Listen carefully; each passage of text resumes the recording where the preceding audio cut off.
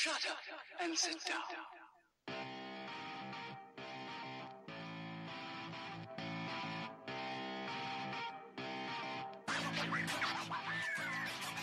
You're listening to the Cheaters Never Pin podcast, a proud part of the Section 328 family. Follow us on Twitter at CheatersInVRPin. Now, live from ringside, it's Mr. Workrate and JC. Well, good day to ya. Welcome to another episode of the Cheaters Never Pin podcast. I'm JC. Here next to me at the commentary table, my good buddy, Mr. Workrate, Tom.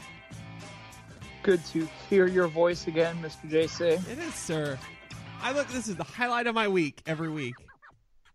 Getting to sit down with you and talk wrestling. Mr. JC sounds like a bad WCW masked gimmick. It's Jesus Christ in a mask. Yeah. He's in all black robes and spits mist. It's actually water turned to mist. Now you're doing bad ECW gimmicks. Okay, good point.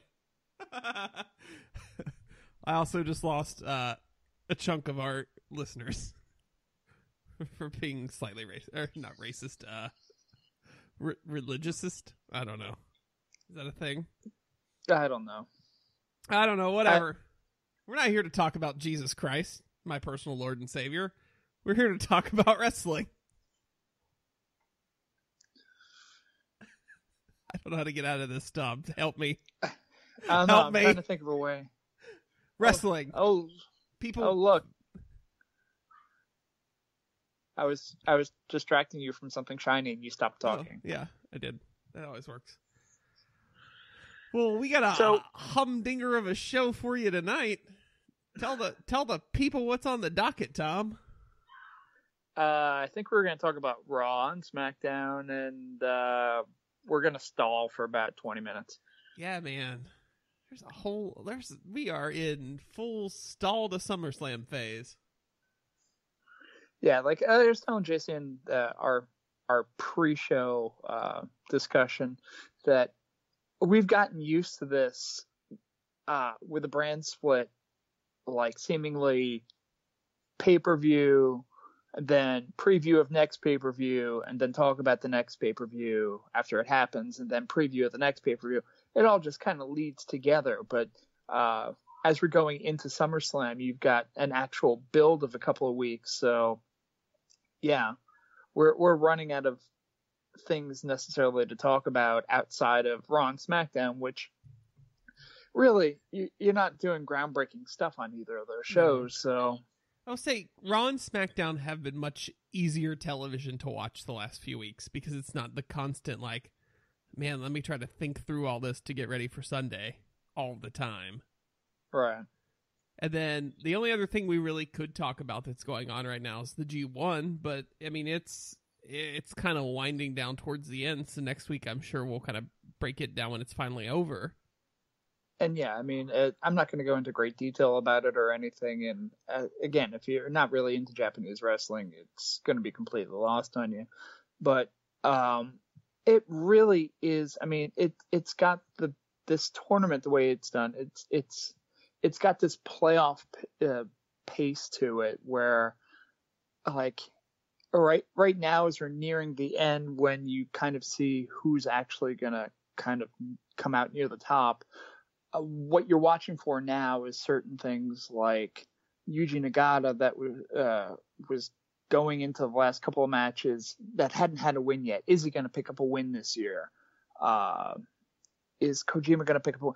Those upsets that come out of nowhere, like Juice Robinson ends up, my boy, beating Kenny Omega, and then Evil ends up beating Okada. So just stuff like that completely out of nowhere. So yeah, good part is we got an Okada Omega match to look forward to.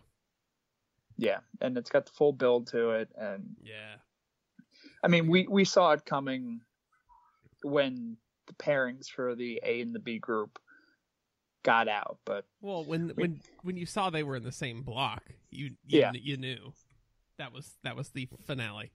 And it wasn't going to be, it wasn't going to be the third match. It was going to be the build.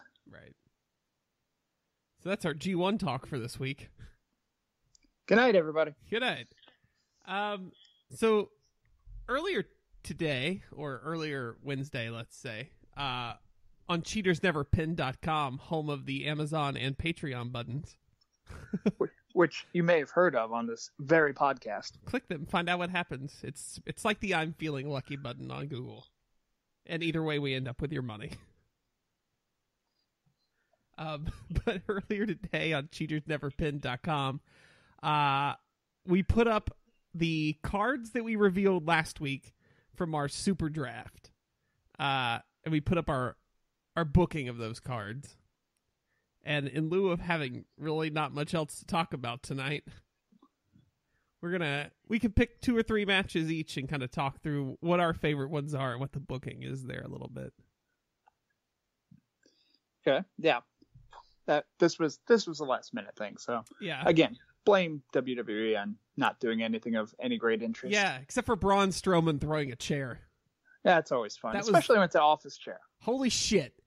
I have watched the GIF of that 20 times in a row, and it never ceases to amaze me. It hits Roman so flush, so amazing, and then Roman sells it like a goddamn champion, just dead. The crowd loses its mind because no one expected it. It was so good. You gotta understand, he's a little hormonal because he is pregnant with Michael Cera's child. No. Took me a second. Do you want to explain for our listeners? I think it's better if I don't, but okay, let's just leave it at that. Now we can't. No, you can't explain I have to say it. No, you can't. Okay, fine. Yep. Just leave that as a mystery. Yeah. Go use the Google machine. You'll figure it out. Look up Braun Strowman pregnant. Hashtag Braun Strowman is pregnant with Michael Cera's child. Let's get that trending. Literally takes up the entire tweet. So do you want to pick one of your matches and we'll kind of give us your thought process on it? Or do you want me to go first? Well, I'm disappointed that you can't tell the difference between the Takahashis. I did do. Okay, hold on. Let me fix. I did screw that up. You didn't. Let you talk about that match while I fix this post, because that way no one will have noticed it by the time this episode goes up. Welcome to the Cheaters Never Pin podcast, where we fix HTML in real time. Booyah.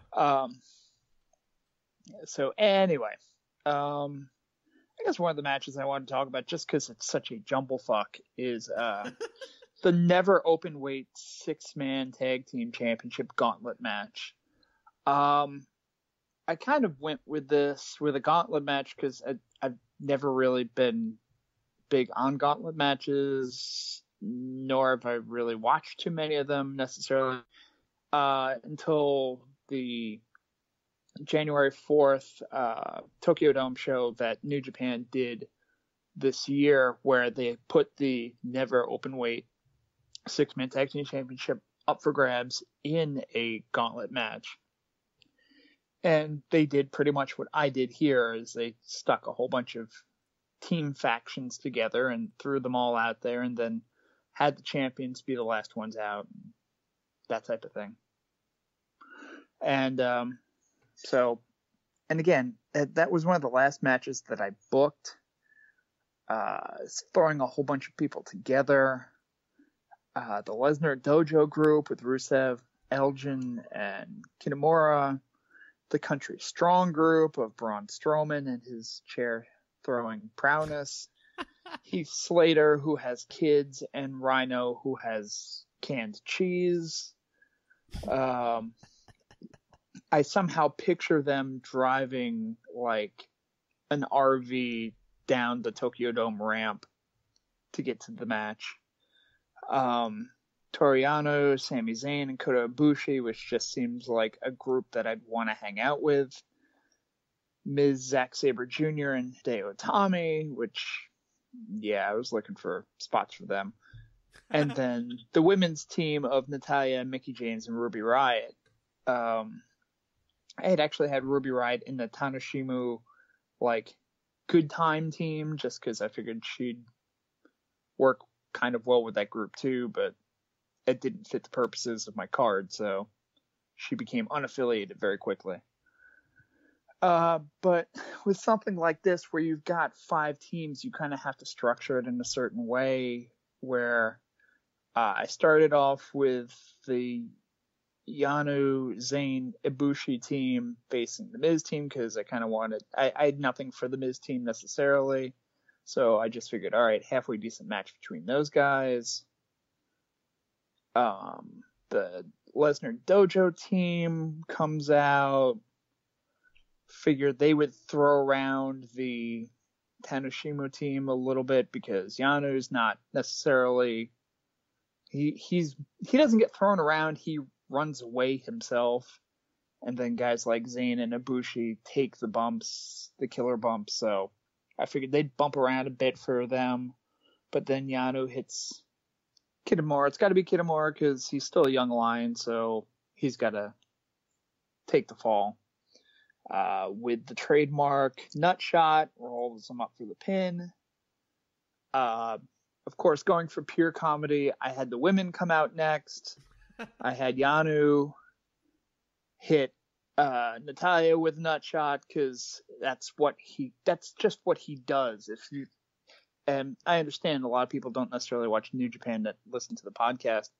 Toru Yano, his finisher basically is to somehow distract the referee and then sneak up from behind his opponent and just punch him in the nuts from behind and then roll him up and get a 3 count. Yep. And that's his thing. So I figured he would try to do that to one of the women, and I could see Natalia, of the 3, just giving him the look as in, what the hell are you trying to do? And then kind of like kicking back on her own and hitting him in the nuts, and then getting him to kind of like hold himself, and then Mickie James spins around and hits the chick kick, and they actually get a pinfall. And then, of course, with that moment, after the women get the pinfall and they're ready and celebrating because they beat these guys, then the Braun sound happens, and The Braun sound. What would that? Thank you. Yeah. And then collectively, the 3 women in the ring and everybody watching go, oh shit, as Braun comes down to ringside, and pretty much they realize there's no way in hell they're going to beat him. But I figure Slater starts the match, because Slater would bump for the women a little bit, and then, yeah, pretty much the women, like Natty, again, I stick Natty in this a lot, but Natty's going to be the one that kind of says, I don't care, I'll take on anybody, and, you know, whether it be a smaller guy or a bigger guy, and then Braun pretty much comes in and destroys her. I love it. Just with a power bomb, not necessarily with, or some kind of power, just single move. I wasn't sure necessarily a power bomb or like a choke slam or something like that, because I don't want to necessarily encourage the abuse of women or anything like that. I want it to be a simple, you know, one power move without throwing punches or anything like that. But well, you may not be for the abuse or objectification of women, and that's why I booked the battle for Maria. Yeah, I kind of enjoyed that, seeing that one. So, this is Minoru Suzuki versus Mike Kanellis in a no DQ match, which just saying it out loud again for the second week in a row makes me laugh uncontrollably.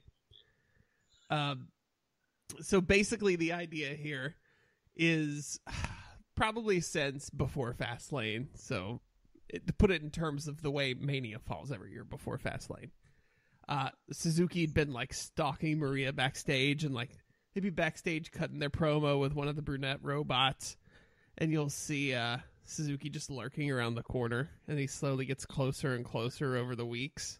With his fedora? With the it's Fedora Suzuki, obviously. Yeah. hence why the picture is Fedora Suzuki on the article. Your picture's fixed, by the way.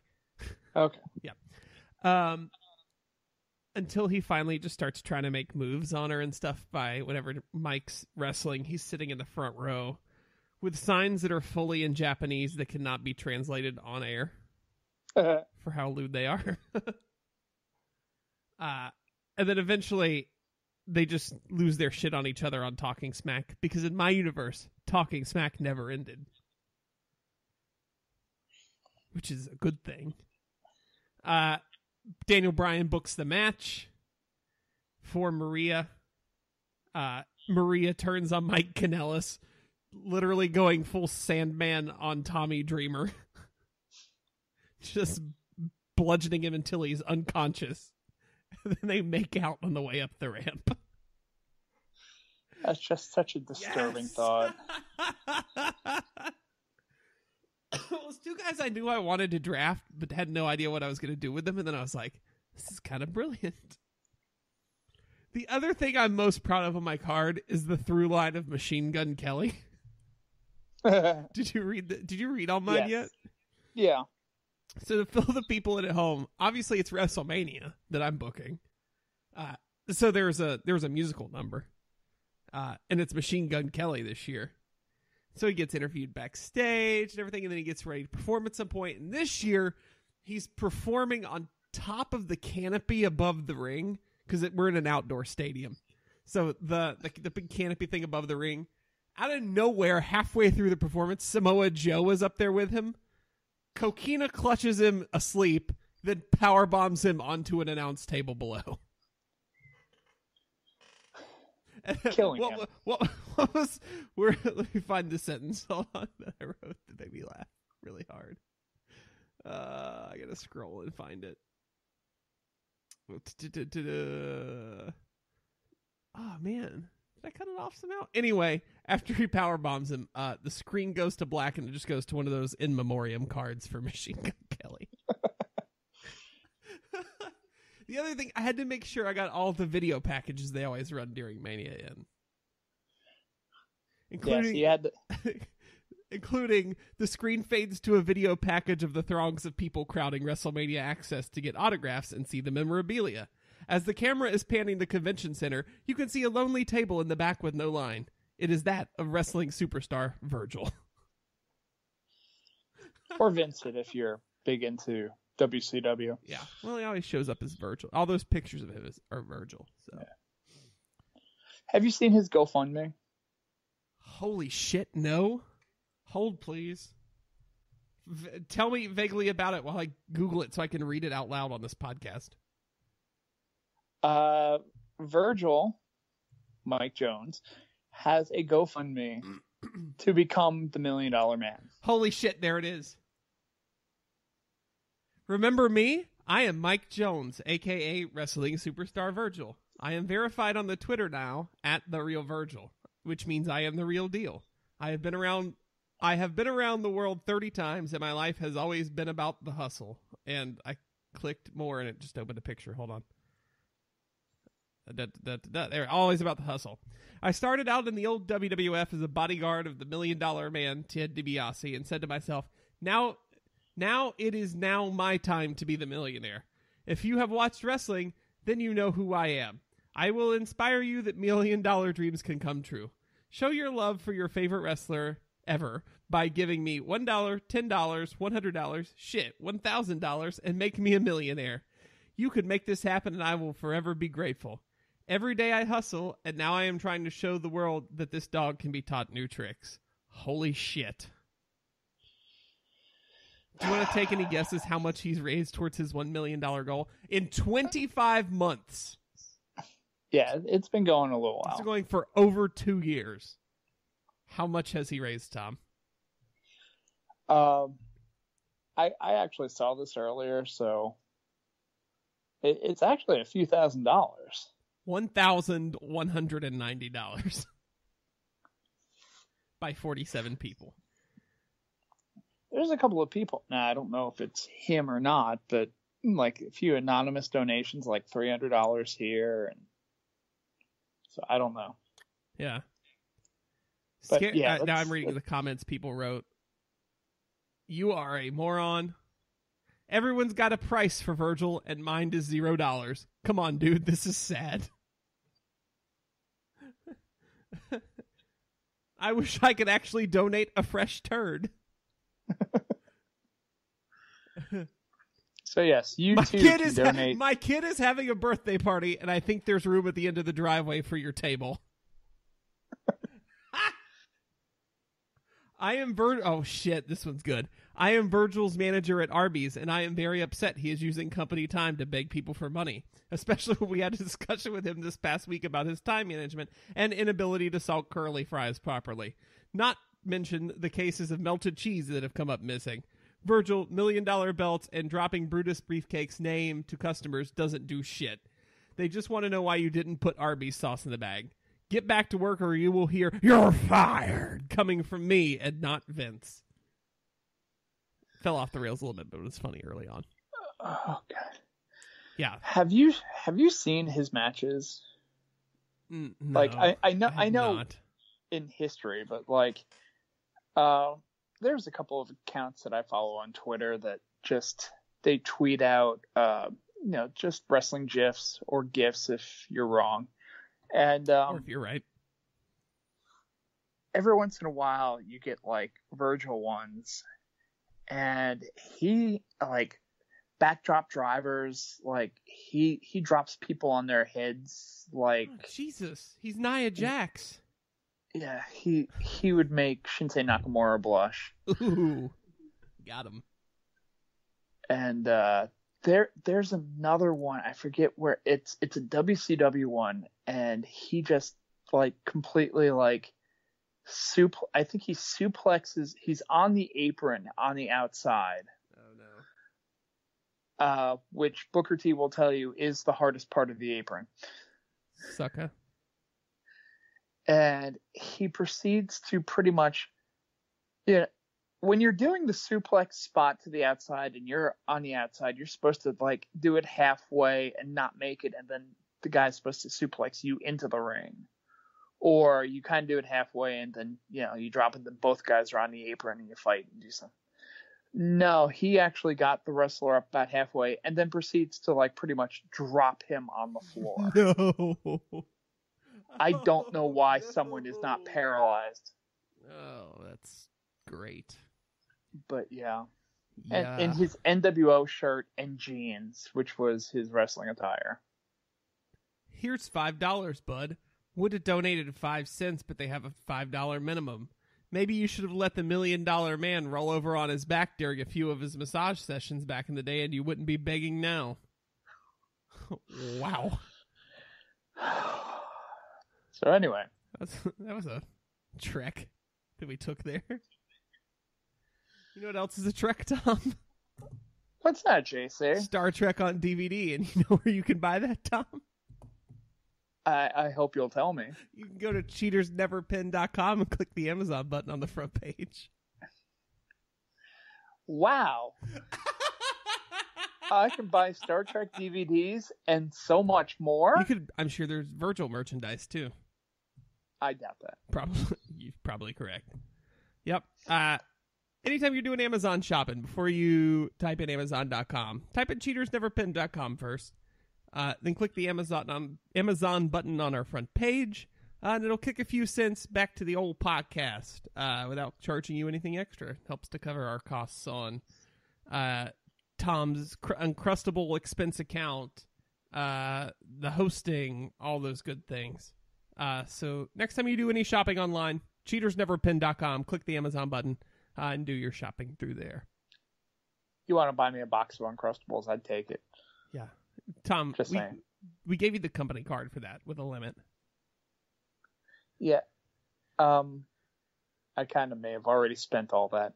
Tom, it's August 9th, dude. We put like $300 on there a month just for Uncrustables. Yeah, but they're really good.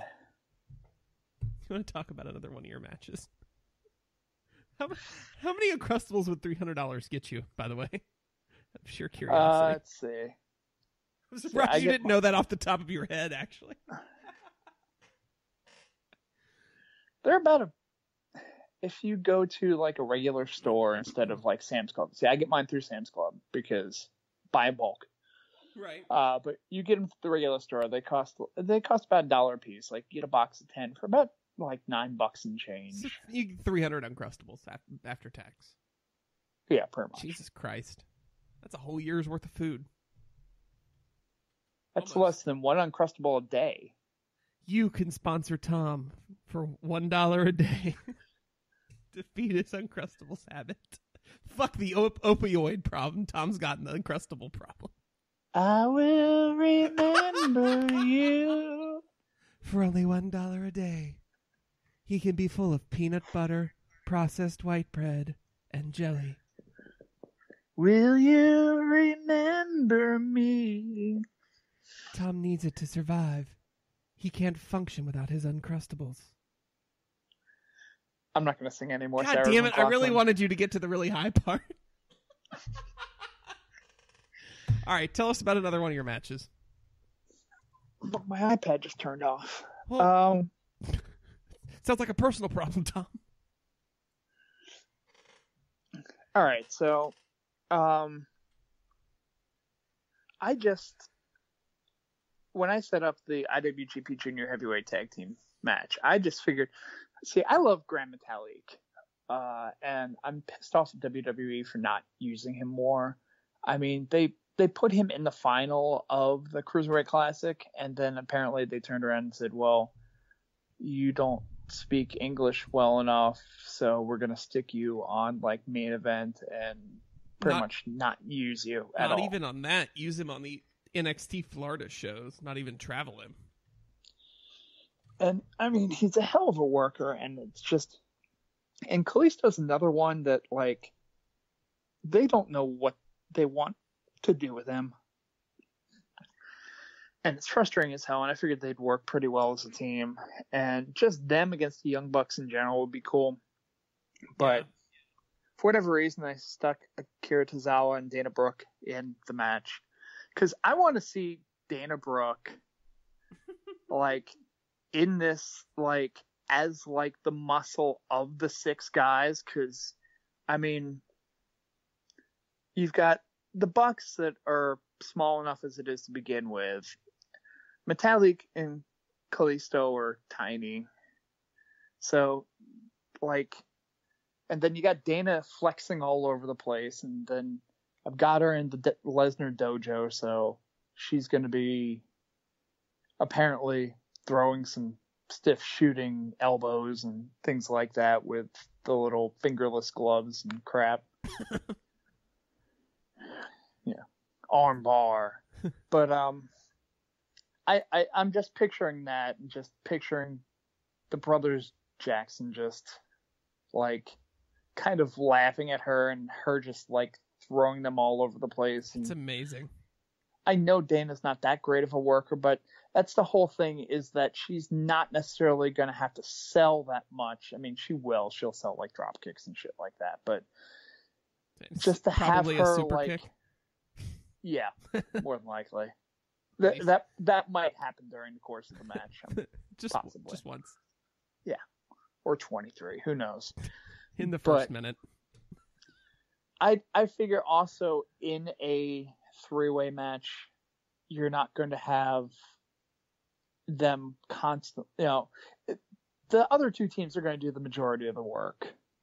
So you're going to have Dana and Tozawa just kind of doing the spots they need to do, but not, for the comedy and for whatever, but it's the majority of the match is going to be the other four, and the Young Bucks are, just going to retain because they're still the team that should be holding the belts at this point until I can book somebody else in that role. But I want to see that, because Dana Brooke outside, I mean, that would be a lot of fun. She's so, is she great? No, I don't think anyone would would disagree with that.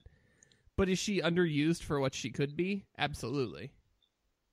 And if you go back to NXT and her pairing with Emma, and just see how much promise that she had there, and I mean, Emma getting hurt dicked her over so badly because it ended up they ended up putting her into the thing with Charlotte, which was fine for a little while, but then they dicked it back around with Charlotte treating her like trash, and then her coming back, and then it being okay. Then let's pick this treating her like trash up again. They were so on and off with that gimmick. And it just became repetitive, and she wasn't necessarily wrestling in matches that often either. So she got rusty, and and she wasn't necessarily ready either when she came up. She still needed a little bit of work. I mean, I was surprised when they called her up, but I guess kind of pairing her with Emma, they wanted Emma on the main roster and they wanted the two of them together. So they brought up Dana and I guess figured, all right, she'll learn as it goes along. But that was exactly the plan and then Emma's injury happened. I mean, you said it before. For sure. And she spun tires ever since. And now there's the whole kind of thing with Titus O'Neil getting involved and just putting together his island of misfit toys. Titus Worldwide. Rah. Yep. So, the only other match I really want to talk about is the reuniting of DIY.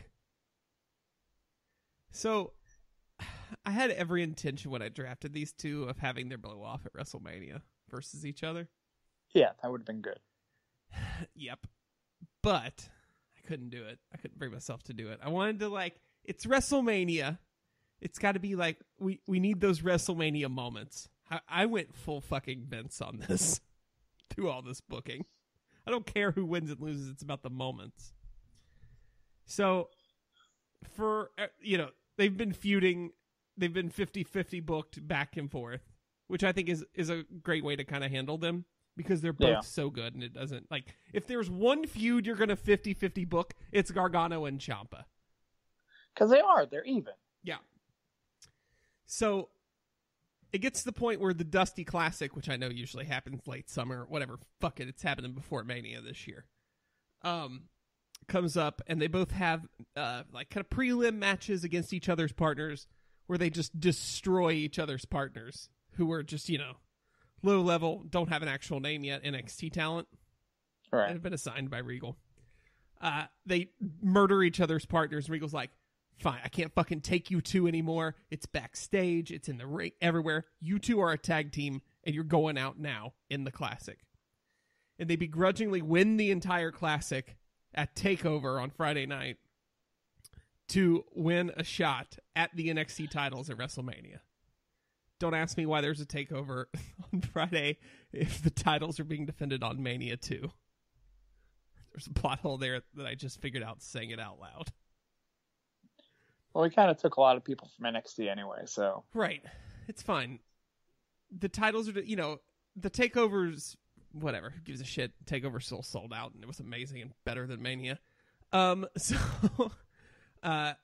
They've won their shot. They still, have not said one word to each other or looked each other in the eye. And that's very important that Kevin Dunn, Bucky Beaver motherfucker, has managed to capture their faces and note that they've never looked at each other the entire time in the eye. So they have their match against the repairing in NXT of Cassius Ohno and Aleister Black, who are an incredible tag team on the indies before they got to NXT. Well, now they're there. They're the champions. Gargano and Ciampa in this ladder match do all their crazy shit because they're Gargano and Ciampa. And Ohno and Aleister Black do crazy shit too because they're Ohno and Aleister Black. It ends up with Gargano and Ciampa climbing each side of the ladder simultaneously and each of them taking one belt. The crowd's losing their shit. Their second tag team title reign is here. They're champions. They won together. They made it work through all of this. And then you see them finally, the cameras, locked on them while the crowd's celebrating. And you see them finally kind of lock eyes. And then you see Ciampa just mouth the words, "I'm sorry." and they hug atop the ladder, and they're both crying and shit. And then we see a Holy Foley season 2 preview.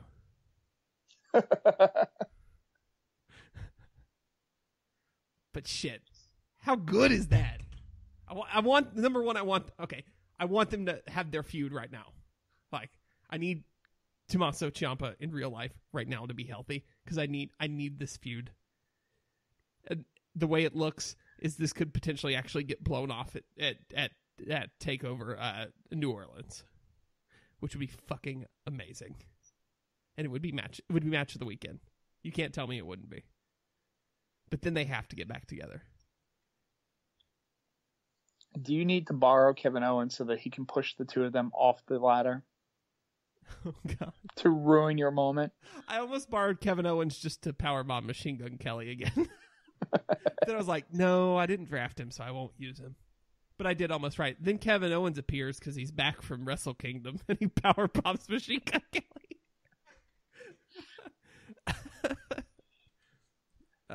I just wrestled a Japanese pimp, but I needed to come back here to kick your ass. Yeah, because, he doesn't like him very much. But yeah, I mean, like, the mouthing of "I'm sorry" and after them grabbing the belts at the same time, that is WrestleMania moment. Like, that goes down for eternity. That goes down in WrestleMania moments like Hogan body slamming Andre, the Rock and Hogan stare down, Cena proposing to Nikki. These four are the Mount Rushmore of WrestleMania moments. Really? You want to hold that one? Oh. I'm kidding. No, I was... Which one do you disagree with? That's the real question. If you could kick one of those off the Rushmore, which one do you do? Oh, It's not Cena Nikki. Yeah, absolutely. Fuck you. That was heartwarming. I was touched, Tom. You take that off, and you put Shawn Michaels, Ric Flair, I love you, I'm sorry. See, I would still... that one would be on there, and then I would honestly kick Gargano and Ciampa off and put The Undertaker losing in the streak. Those four. Yeah. Yep. So it's literally the dude at ringside. Not the actual, not Lesnar winning, but it's the dude's look at ringside. What's his... I can't think of his name. His last name's Mba, I think, or something? Yeah. Yeah. You know who we're talking about. The guy in the... Big guy, white t-shirt, says, just say yes. Eyes wide open, mouth wide open. That guy. Who then appeared on the Edge and Christian Show the Reeks of Awesomeness and tried to eat cereal with his eyes bugging out. And, yeah. Yeah. Which we'll never see a season 2 of. Nope. Maybe at some point. Maybe. Buy more merch. You know how we could see a season 2 of the Edge and Christian Show, Tom? How's that, JC? If people go to cheatersneverpin.com and click on the Patreon button, and when you're there, you get to donate money to this show and to Section 328 every month. And if we make enough money, we could buy the rights to Edge and Christian Season 2. Yeah, why not? See, this is a thing that could possibly happen. And that also helps us pay for Tom's incorrigible, uncrustable habit and other things. Why is it incorrigible? I don't know. I was trying to think of a word, and that was the first one that came to mind. Gobernables? His ingobernable, uncrustable habit.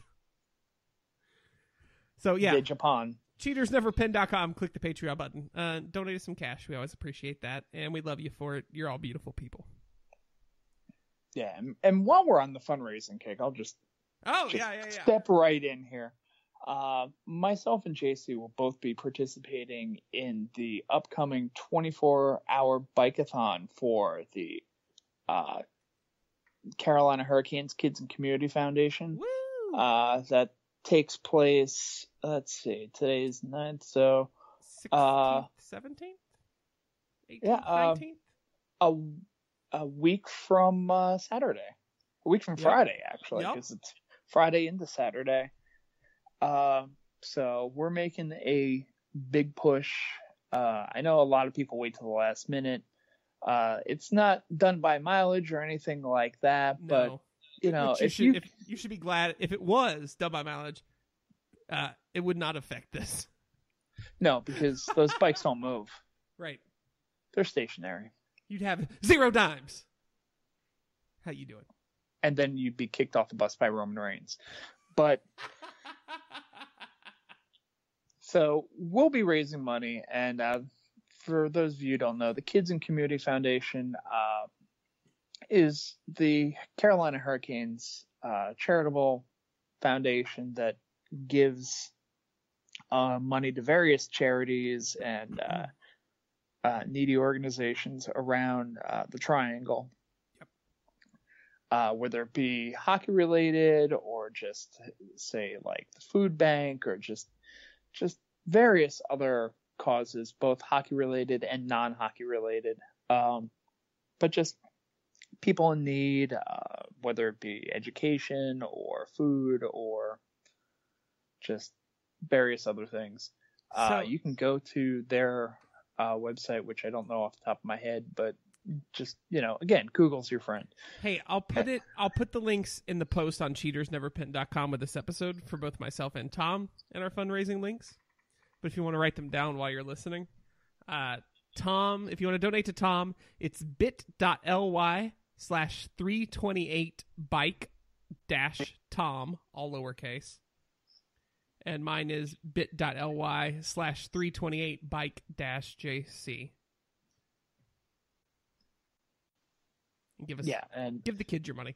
Don't go to Amazon. Don't go to Patreon. Give the kids your money first, then come visit us. Yeah. Don't buy that stuff on Amazon. You didn't really need it anyway. True. But donate it after the 19th or whatever. Then you need shit on Amazon again, please. And I mean, we'll be taking your donations all up until like the day of, and we'll probably be taking more donations as we do it. We'll do some Facebook Live stuff from there. We'll do some tout. Yeah, we'll be on tout. We'll be on MySpace, Friendster. Yeah. Yep. Yeah. So who knows? Maybe we'll think of some fun bits to do while each other are riding. Maybe like a live match exchange. Yeah, where I end up falling off the bike because I have to watch whatever crap that. Because Tom's got to watch like a Tower of Doom match or something. Here, Tom, watch some WCW. I have to watch like several Virgil matches back to back. We'll think of some fun stuff for that weekend, and we'll let y'all know through the various social outlets. But before we get to the bike challenge, there's one other thing you have to survive first, Tom. What's that? Match exchange. Did you survive the explosion? There's a little shrapnel stuck in my ankle, but hopefully that'll heal before the bike gets on. We'll put some K-tape on it. You'll be fine. There we go. There you go. So, Tom, you watched Super Dragon and Excalibur versus El Generico and Kevin Steen. I did. Yep. Who are the other two guys? Do we know, or? I don't know if anyone knows who Excalibur is. People do not know who. Super Dragon's name is apparently Danny, and that's all anyone knows. Okay, so not necessarily somebody that we'd necessarily know. Right, yeah. Guys. They are known as Super Dragon and Excalibur. Oh, okay. Yeah. I wasn't sure if it's, like guys in a mask who ended up being like, Seth Rollins and somebody else or something. No. I think the thing that stands out to me when I watch this match is Kevin Steen, who is now Kevin Owens, is 11 years old in this match. He's not aged well. But, I mean, he still looks fine now, but he has aged. I mean, he looks... Kevin Steen's, body and look is very similar to my body and look over the past 15 years. A lot more beard, a lot more gut, And I mean, I can still move pretty decent too. I mean, not to the Kevin Owens level, but yeah, I mean, you see him in this match, and he looks smaller than El Generico, which is just kind of weird. Yeah. Because you'd never look at Sami Zayn, not that Sami Zayn's El Generico, but the two of them are similar in build. Yeah. You'd never look at Kevin Owens and Sami Zayn next to each other and go, yeah, they're about the same size. But you look at Kevin Steen and El Generico next to each other in this match, and you're like, wow, yeah. But yeah, I couldn't get over that necessarily, but yeah, excellent match. A distinct lack of fluorescent bulbs, which is nice for a CZW match. I will go 3 3/4 stars. Okay. Very good. Well, I watched the Bathhouse death match with where is it? The headhunters and I can't remember Goto and Tarzan, Goto, and Donasuke. Right? Did I write that down right? Can I read my own handwriting? I think so. Okay. This was weird as fuck. Yes, it was. So, it is a tag team match in a Japanese bathhouse. When the match starts, 2 of the men are wrestling in what is basically the locker room of the bathhouse, while the other 2 men must go to like the hot tubs in the men's locker room. So we get to see lots of naked Japanese men, which okay, cool. So then the match is continuing, and then they start putting more wood in the fire downstairs to warm up the hot tubs more. So the guys in the hot tubs get hotter and get uncomfortable as they're trying to drown each other. We eventually... Oh, no, the 2 guys that are fighting eventually go through a door and go into the women's shower bathroom. And I didn't know that many tits and bush were allowed on YouTube. But it's there.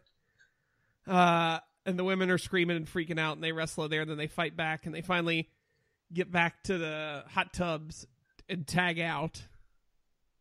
Then there's more wrestling and more fires, or more woods added to the fire downstairs. And it gets so hot that one of the headhunters climbs out and basically quits, and that's how the match ends. It was real weird. Yeah. 1.5 stars. I was surprised you're even able to grade it. I almost didn't, but then I was like, I gotta give it something. But it was just weird. Again, I didn't expect to see the that much anatomy on YouTube. Tits and bush everywhere, and not our 2 presidents ago. So for you for this week, Tom, it's the same match, but there's 2 versions of it. So I need you to pick A or B. B. So Tom, from 2003 in Nashville, Tennessee, from Impact Wrestling, I have for you oh god, the first ever Ultimate X match featuring Michael Shane, Kazarian, and Chris Sabin, where the only rules are no limits and no ladders. Is this the thing where they hang the belt or something like that, like on a cable, and you kind of have to like shimmy to it? Yeah. Yep. And this is the very first one. So no one's done this before and figured out what needs to happen. You should have picked A, because that was the 2009 Bound for Glory Ultimate X match between Sabin, Shelley, Suicide, Homicide, Daniels, and the Amazing Red. But you that's the one you wanted me to pick. But then you why picked didn't B. I almost picked B after that. I couldn't decide while I was sitting here looking at my notes. So, All right, what you got for me? All right. There are several out there. This was the easiest one to find, though. October 17th, 1995, on the corner of Swanson and Rittner Avenue in South Philadelphia. Born and raised. Sorry. Wrong show. Yeah. In possibly one of the smelliest places I've ever set foot in. Vader's the ECW Trunks? arena. Oh. Rey Mysterio Jr. versus Psychosis. I have to double check to see. Again, this is the one that I found on YouTube the easiest so that other people can see it without necessarily being part of the network. Right. This is actually posted by WWE. Nice. But it is... I believe it's their best of two out of three falls match. If it's not, it's not. But there is not a bad match that you'll find between Psychosis and Ray from that time period in ECW. And again, when they went to WCW, they still had great matches then. But just they had a little bit more leniency of what they were allowing Ray and Psychosis to do.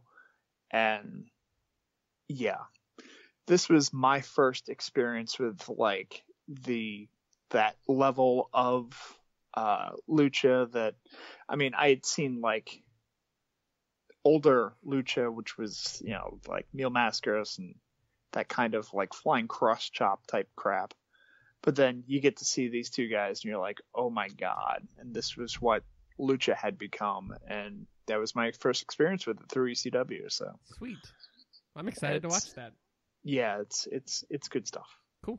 Spoiler, it's good. Oh shit. Why did you do that? Tell the people where they can find you on the internet, Tom. If you feel so inclined, go to Twitter, look for @MrWorkrate, @MRWorkrate. You can find other things like Instagram and Snapchat. My God, I haven't used Snapchat in I don't know how long, but yeah, right. I still have them. So if you look for Mr. Workrate at those other things, you can find me that way. But yeah, I don't really pay attention to them as much. Yep. You can find me on various social platforms at JCBobbitt, JCBOBBITT. You can find the show on the Twitter machine at CheatersInVRPin, also at Facebook.com/CheatersNeverPin. And then CheatersNeverPin.com, your home for your two favorite buttons, the Amazon button and the Patreon button, and also the vote button on our post about our SuperCards. Go there and vote. Rate, review, and subscribe. I think that about covers it. Right? Yeah. Yeah. Fun show tonight, Tom. Yeah. Not much to talk about, but we made the most of it. That's what we do. Went through GoFundMe. It was a weird one.